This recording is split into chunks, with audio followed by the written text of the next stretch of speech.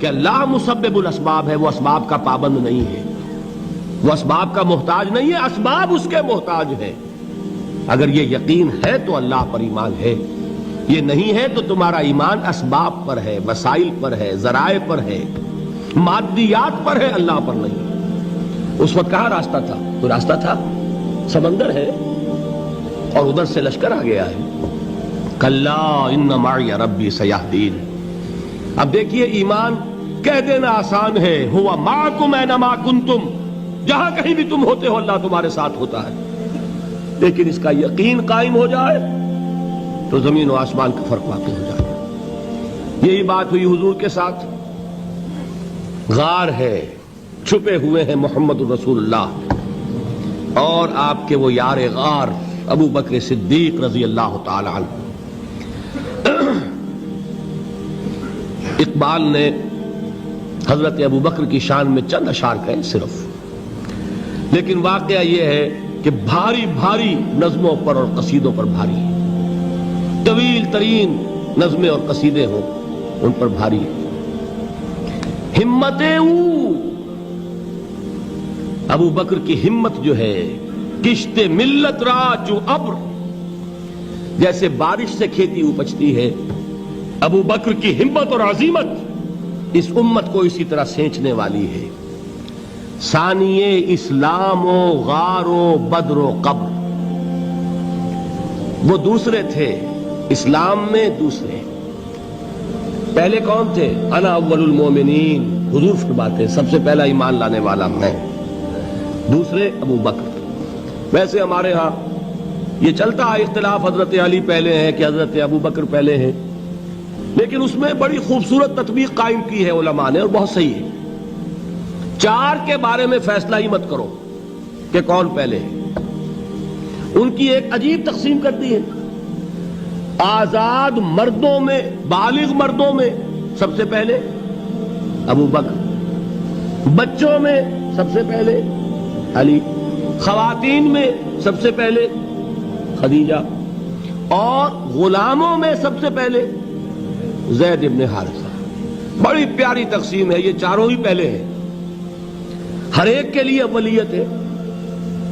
اور واقعہ یہ ہے کہ اگر زمانی اعتبار سے تعین ہوگا تو پہلے خدیجۃ الکبریٰ آئیں گی رضی اللہ تعالی عنہ، کسی اور سے بات کرنے کی نوبت بعد میں آ سکتی ہے، پہلے تو اہلیہ محترمہ سے بات ہوئی، آتے ہی پہلی وحی ہوئی ہے، ابھی تبلیغ کا حکم نہیں تھا۔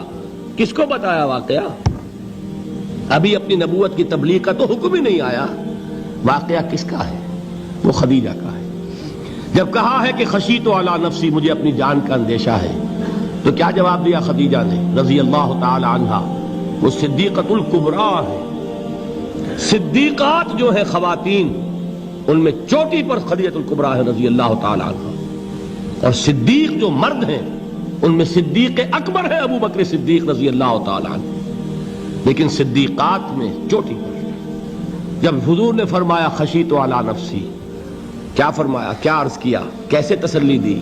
نہیں نہیں، اللہ آپ کو ضائع نہیں کرے گا، آپ غریبوں کے ہمدرد ہیں، آپ مساکین کے تکالیف رفع کرنے والے ہیں، آپ بیواؤں کی سرپرستی کرتے ہیں، آپ مسافروں کی خدمت کرتے ہیں، اللہ آپ کو ضائع نہیں کرے گا۔ یہ یقین ہے اس خاتون کے اندر۔ خیر وہ ایک علیحدہ بات ہو جائے گی۔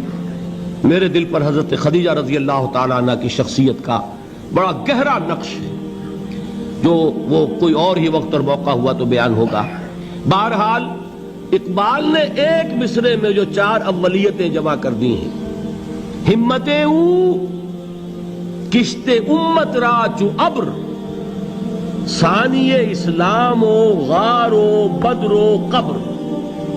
اسلام میں حضور کے بعد پہلے کون؟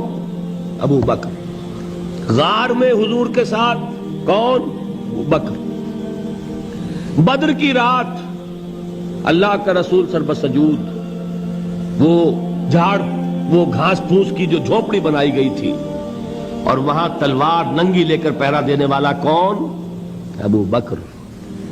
اور اس حجرہ عائشہ میں محمد کے بعد سب سے پہلے دفن ہونے والا کون؟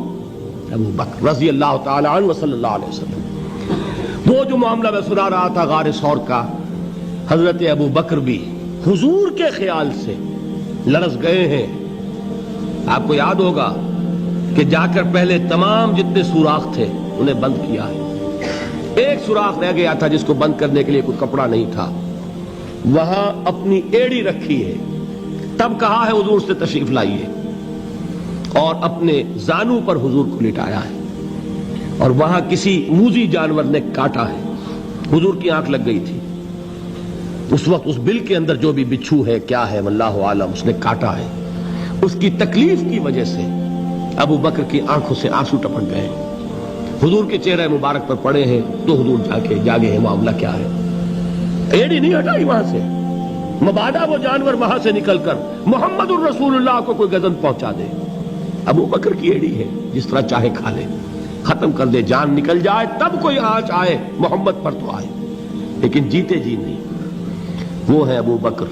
حضور کے خیال سے اس وقت حضور نے پھر اپنا لعاب دہن لگایا ہے, اور اس سے پھر آپ کی تکلیف ختم ہوئی.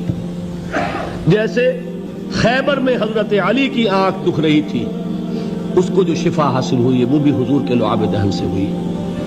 تو بہرحال اس وقت انہوں نے کہا ہے کہ اے نبی یا رسول اللہ, اگر اس وقت ان میں سے کسی نے غیر ارادی طور پر بھی اپنے قدموں کی طرف جھانک لیا تو پکڑے جائیں گے.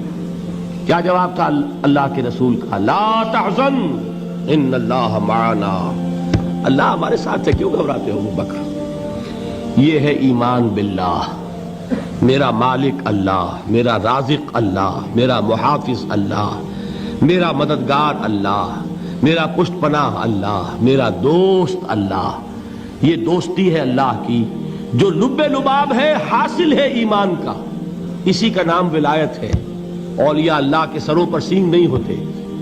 جس کے دل میں ایمان راسخ ہو چکا ہو وہی اللہ کا ولی ہے. جسے اللہ پر یقین ہو چکا ہے وہی اللہ کا ولی ہے. جسے یقین ہے اللہ میرے ساتھ ہے, میرا مددگار, میرا پشت پناہ, میرا ساتھی, میرا دوست, میرا محبوب, میرا محب. اللہ اہل ایمان سے محبت کرتا ہے. واللہ یحب الصادقین. ان اللہ یحب الذین یقاتلون فی سبیلہ صفا کانہم بنیان مرصوص.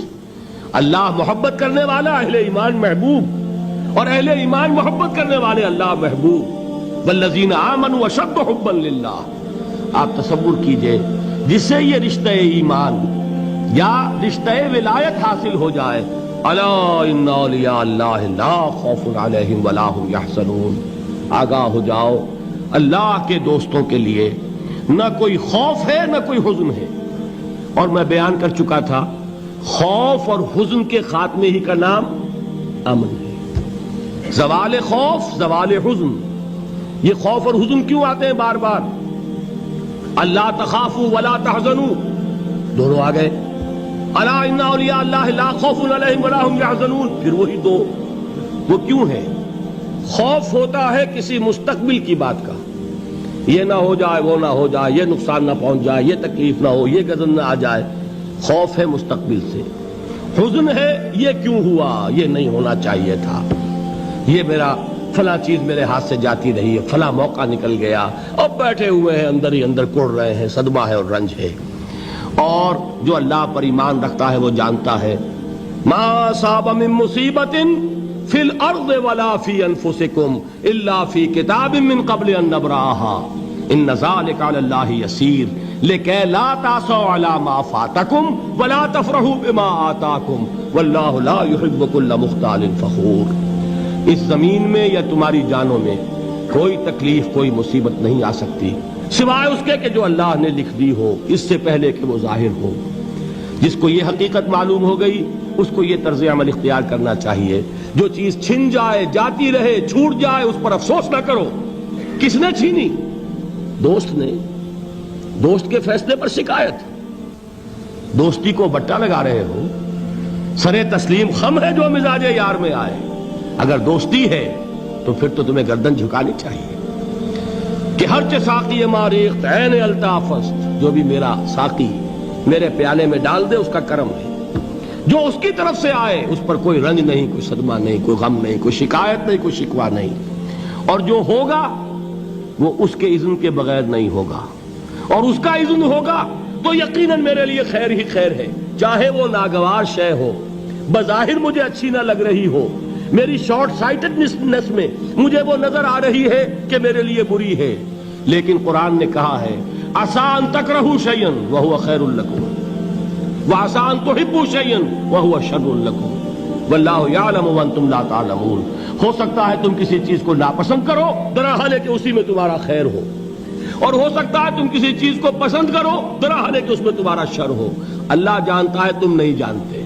جب مجھے یہ بات معلوم ہو گئی، میں نے اپنا معاملہ اللہ کے حوالے کیا۔ سپردم بے تو مایا خیشرا تو دانی حساب کم و بیشرا، اے رب جو تو چاہتا ہے وہ ہو، تیرے علم میں جو شے میرے لیے خیر ہے وہ ہو جائے، میری کوئی پسند نہیں، میری کوئی چاہت نہیں، یہ ہے راضی برضائے رب۔